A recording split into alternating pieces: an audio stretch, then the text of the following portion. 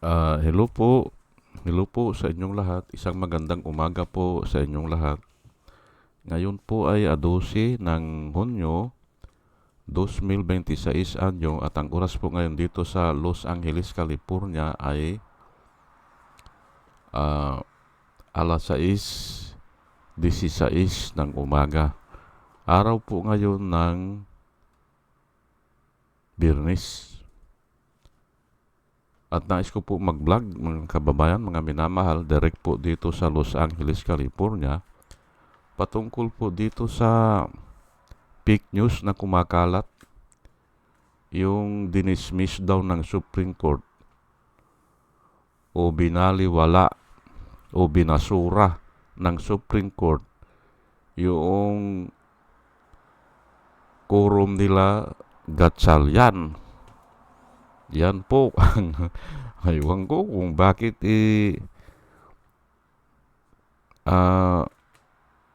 hindi ko alam kung nagluluko-lukuhan na lang o talagang hindi nila alam bumasa o mag-intindi.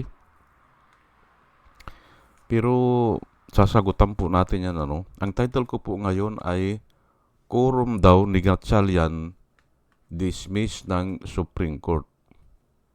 Opo. Ang ibig sabihin, binaliwala daw yung grupo nila Gatchalian. Ay hindi naman ganun. Hindi na hindi naman ganun ang desisyon ng Supreme Court. Ang sabi nila ay hindi raw uubra yung grupo nila Gatchalian. O ay hindi naman ganun. Ang desisyon po ng Supreme Court ay yung ang dinismiss po nila doon yung tao.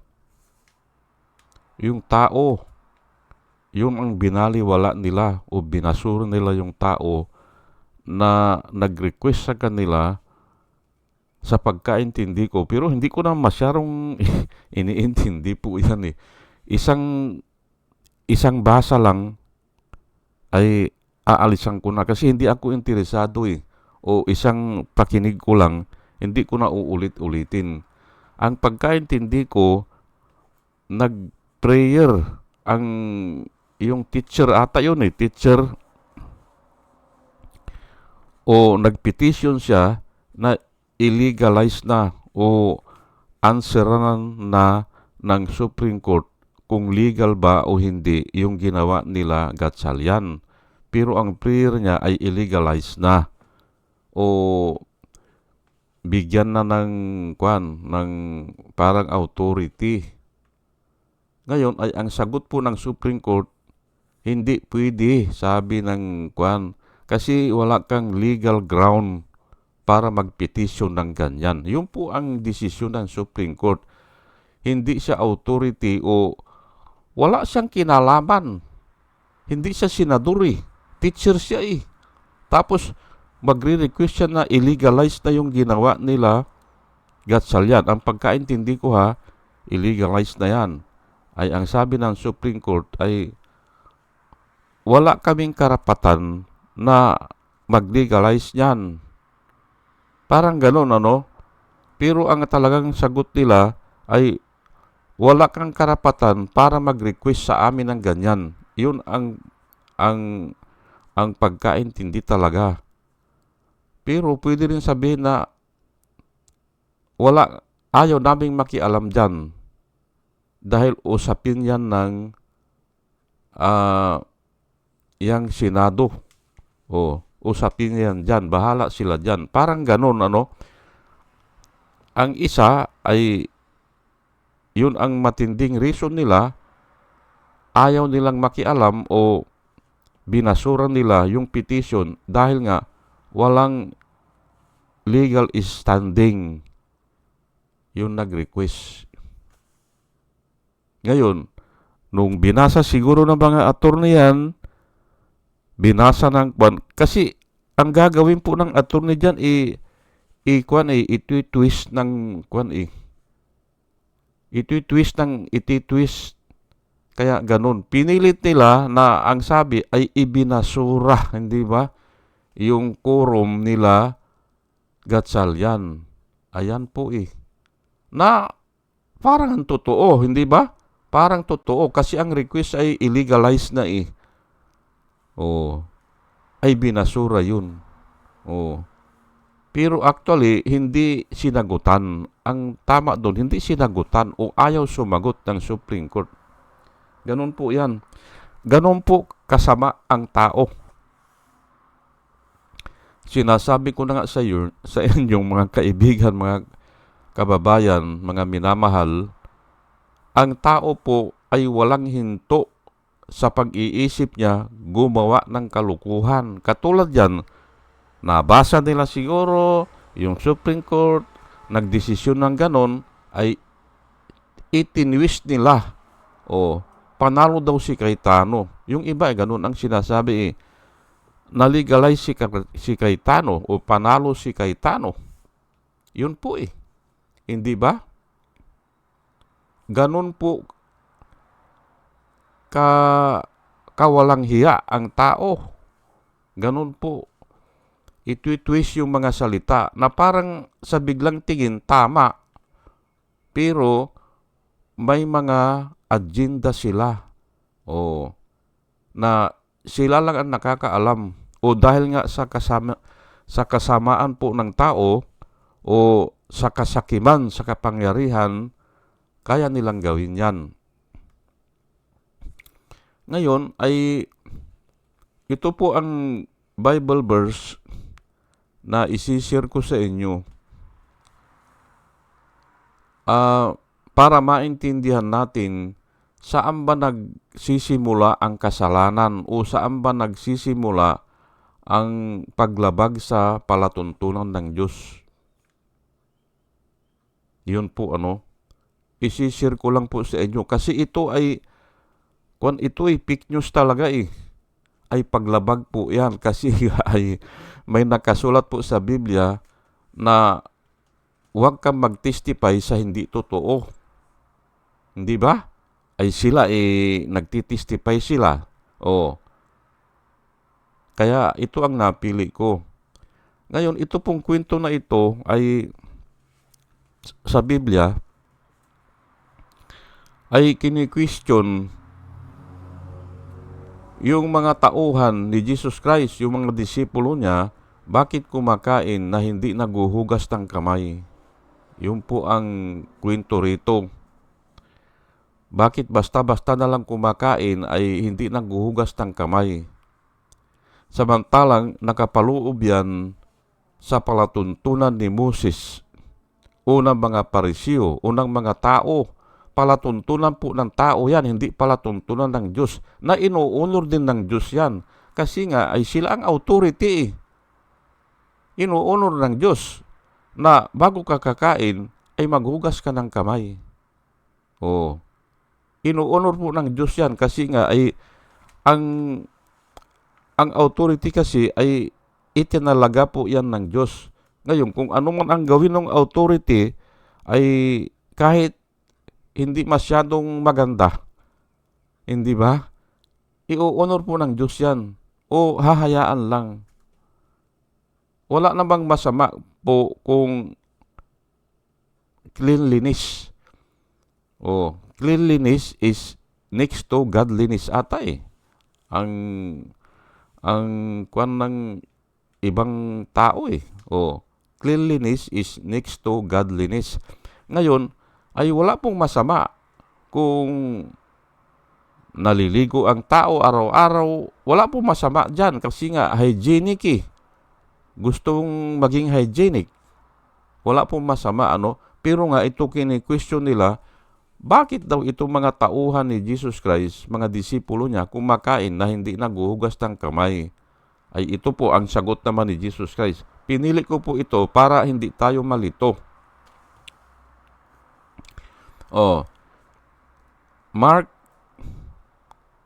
chapter 7 verse 20 hanggang 23. Pero halos lahat po sumulat nito.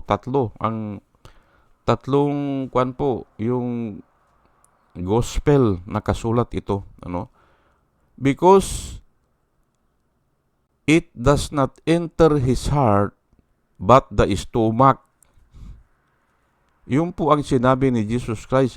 Hindi naman nakakadumi ang pagkain sa tao, sabi niya. Hindi nakakapulyot sa tao ang kinakain niya. Because it does not enter the heart but his stomach and is eliminated, thus purifying all foods. And he said, what comes out of a man, that defiles a man. Ang ibig sabihin, kung ano yung lumalabas sa bunganga ng tao, yun ang nakaka-defile sa kanya. Yun po ang ibig sabihin ni Kristo, no? Na yung pagkain mo ng anumang pagkain ay hindi nakaka-defile yan sa pag-iisip ng tao o sa katauhan ng tao. Ang nakaka-defile ay yung mga lumalabas sa bunganga, ang sabi niya. Hindi ba? Kasi nga, ang sabi niya, kung ano man ang kinain mo, ay ginigiling yun doon sa ilalim ng tiyan mo o sa stomach, sabi niya. At later on, ay idudumi mo na. Yun ang sabi niya. Na idudumi yan, sabi niya. Ang nakakapag-defile sa tao, yung mga lumalabas sa kanyang bitok, sa kanyang bunganga. Ayan po, hindi ba? At ito nga ang example natin yan, ang sinasabi ng mga grupo nila Cayetano ay na-dismiss daw yung quorum nila Gatchalian. Ay sino ang napapasama dyan? Adi sila kasi nagtitestify sila sa hindi totoo. Hindi ba? Kaya pinili ko ito eh. What defiles a man is yun nga, yung coming out of a man. Yun sa kanyang bunganga. Hindi ba? Nagsisinungaling, hindi ba? Nambubula, hindi ba? O tinitwist ang mga salita. Ayan po ang nakakapag-defile sa tao. For whom, from within, nakasulat po, for from within, out of the heart of man, proceed evil thoughts, adulteries, fornications, murders, theft. Ayan, theft, pagnanakaw, hindi ba? Theft. Covetousness, wickedness, deceit. Deceit ay, iyan din yan, pagsisinungaling, lewdness, and evil eye, blasphemy, pride, foolishness. All these things come from within and defile a man. Yan po ang sabi ni Jesus Christ, hindi ba? Saan ba nanggagaling yung evil thoughts, hindi ba? Saan ba nanggagaling yung mga pagnanakaw na yan o yung deceit? Ay sa sa kaisipan ng tao o sa kalooban ng tao o sa kanyang puso nanggagaling po. At yun, pag lumabas yun o na-accomplish na niya, it defiles a man. Siyempre, pag nasabi na, susunod na po yan hindi ba? Yun po, ang nakasulat dito sa Mark chapter 7, verse 20 hanggang 23.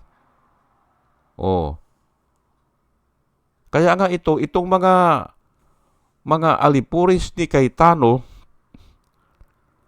ay nagsusulat o nagsasalita, pati nga sa YouTube ang dami nagsasalita na yung grupo daw nila Gatchalian ay hindi inacknowledge ng Supreme Court. Yun ang sinasabi nila o binasura ng Supreme Court. Ay totoo ba yun? Ay hindi naman totoo. Ang binasura po, yung tao. Yung tao, kasi nga wala siyang legal standing. Bakit ibabasura sila Gatchalian? hindi po tinalakay ng Supreme Court kung legal o illegal yung ginawa ni Gatchalian o yung grupo nila Gatchalian na tinanggal nila ang Senate President, hindi ba? O tapos binakantihan ang lahat ng posisyon at naghalal sila ng sari-saring posisyon, hindi ba? Maliban ang SP, ang Senate President, kasi nasa konstitusyon po, mapapalitan lang ang Senate President kung 13 ang boto. Very specific yun. O, which constitute the majority of 24. Ayan po. Aywan ko ba bakit patuloy silang ganito? Yung mga tao na nagsisinungaling na ganyan, pero ito ay patunay lang na ang kasalanan ng tao o ang kawalang hiyaan ng tao po ay totoo at walang himpay o walang hinto. At kahit na ano, pwede nilang sabihin. Ayan po. Pero alam ko, nagkakasala sila yan kasi nga mga hindi totoo ang sinasabi nila at pagbabayaran po nila yan. Yung mga sinasabi nila na ganyan, pagbabayaran po nila yan. Niluluko nila ang tao eh. Hindi ba? O, ay mayroon nga akong yung nanonood po ako ng mga YouTube o yung mga sinusulat dyan sa Facebook. Ay ang sabi nga nung iba kung may 13 ka, kanya Cayetano, kung may 13 kang tao o senador, adi mag-meeting na kayo. Mag-meeting na kayo. At italaga si Cayetano na siya pa rin ang presidente. Ay wala na eh. Hindi na niya mabuo yung 13. Oh. Kaya nga ang diniscuss ko nung isang araw, bakit pumayag ito si Cayetano na maging presidente sa pamamagitan ng isang pusakal o isang pinaghahanap ng batas o nagtatago o hindi na pumapasok at pinapasok para lang bumuto. Ay napakaikli po nun Bakit pumayag siyang ganun? Dapat papayag siya kung 16 yan o hindi lang 13, dapat 14, 15, 16. Yung bumuto sa kanya ay isa. Isa lang ang bumuto sa kanya, kaya naging 13 at nagtatago pa. Oh, hindi ba? At nung pumasok, ito po puro evil po Puro evil ang pangyayari, hindi ba? Isishare ko lang po sa inyo kasi ako, maobserba po ako Nung pumasok si Bato de la Rosa, palakad-lakad dun sa session hall, sunisigaw. Hindi ba? Hindi na siya nahiya. 6 na buwan siyang absent, tapos sisigawan pa niya yung mga kasamahan niya. Palakad-lakad, paroon parito. Hindi ba? At sumisigaw, nagkukumplain siya. Akala mo ay napakagaling na tao. Hindi ba? At anong pang sumunod? 3 yung naobserbahan ko Si Robin Hood Padilla naman, kinumpronta naman si Kiko Pangilinan. Kinumpronta niya. Ay, sa isip-isip ko, bakit ganun ang sinabi niya na yung anak niya ayaw daw niyang makita na sinisigaw. Ay, trabaho po yan yung sigawan sa debate po yan debate po yan Kung ayaw mo makipagdebate, adi umalis ka na sa Senado Kasi debate po yan At saka hindi naman sa sinigawan.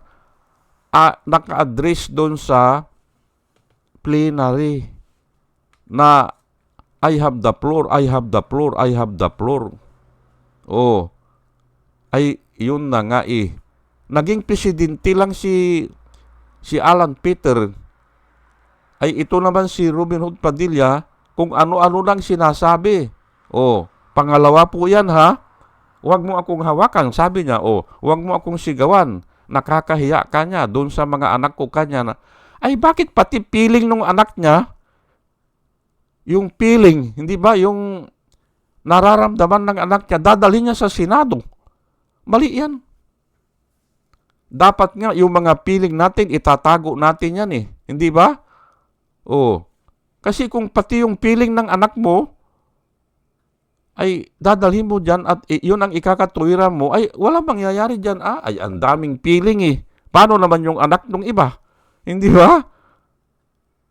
Yung asawa ng iba, yung piling nun, di wala na mangyari sa Senado. At yung pangatlo, noong sinigawan nila yung Sergeant at Arms, yung luma, ay bakit? Hindi ba? Ayan po ang mga kalukuhan na pinaggagawa ni Alan Peter Cayetano nung siya ay presidente. Hindi ba? Yung tatlo na yan, nung nakita ko yan, ay parang hindi na Senado ito, kako. Ayan na nga. Pero pagbabayaran nila yan. Pagbabayaran nila. At yun nga, unti-unti na nabugbuwag. Hindi ba? Kaya tama yung sabi nung isang vlogger kung mayroong ka 13 Cayetano, dalhin mo na sa Senado. Kung may 13 kang senador, napapanig sa'yo at magbutuhan kayo. Ayan, ay wala na hindi ba? Wala na Ang bilang ata ngayon, 9 na lang sila 10. Hindi ba? Sa 10 na lang sila Ay dahil nga dito sa napapansin natin yung nakaka-defile sa tao yung mga salita na lumalabas sa kanyang bunganga. Yung po ang nakaka-defile. Hindi yung kumakain ka na hindi ka maghugas ng kamay. O kaya ay inuulit ko lang wala namang masama kung nilalakad ang cleanliness. Pero malinaw na malinaw ang sabi ng Biblia, hindi yan ang nakaka-defile sa tao. Kasi yung kinakain natin ay dumidiretso sa bituka at idinudumi.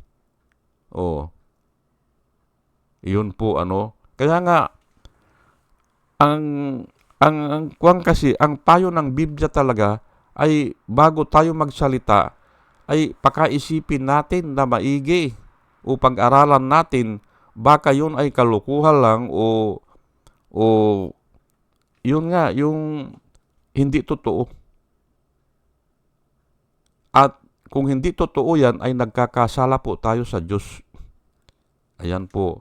Katulad ngayon, pinipilit nila na yung grupo daw ni Gatchalian hanggang ngayon, nasa YouTube. Ang grupo daw ni Gatchalian ay ibinasura ng Supreme Court. Nanalo daw si Cayetano. Ay kalukuhan. Hindi ba? At kung titignan mo talaga ang pagkasulat ay gawa din ng mga gawa ng mga writer na talagang niluluko lang ang mga tao na hindi nagbabasa o hindi inaaral. Caption lang, hindi ba? O yung title lang. Kaya mag-ingat po tayo Pero ako, alam ko na kalukuhan lang yung ginagawa nila. Opo. Kaya yan ang diniscuss ko dito. Pero ngayon, ay ang balita ngayon, kaninang umaga, pagbukas ko, mga 5:00, nagbubukas na ako ng YouTube Ayun, ay si Presidente Marcos ay inacknowledge si Gatchalian na siya ang Senate President pre-temporary, hindi ba? Ayun po. At yung mga chiki pala ay tinanggalan na o hindi na ino-honor yung pirma ni Cayetano sa mga chiki sa land bank. ay kung hindi na siya ang pumipirma, ay wala na Siyempre, kung saan sumasahod yung tao, mga cleaner, mga security, mga maintenance, ay di doon sila Kaya wala na ito si Cayetano, hindi ba? Wala na yan. Kasi ang Chiki ay ang pumipirma na ay si Gatchalian. O yun ang ino-honor ng Land Bank. O, yun ang yun ang mga balita ngayon, di ba? Pagbukas ko ng YouTube. O sige po at hanggang dito na lang po at dalahan ko po sa Panginoon bago po ako mag-umpisa ay sa ating pakikinig ay magkaroon tayo ng wisdom na nanggagaling po sa Panginoon at mga kababayan, mga minamahal, isang magandang umaga po sa inyong lahat at salamat po sa inyong pakikinig. Salamat po ng marami. Salamat po.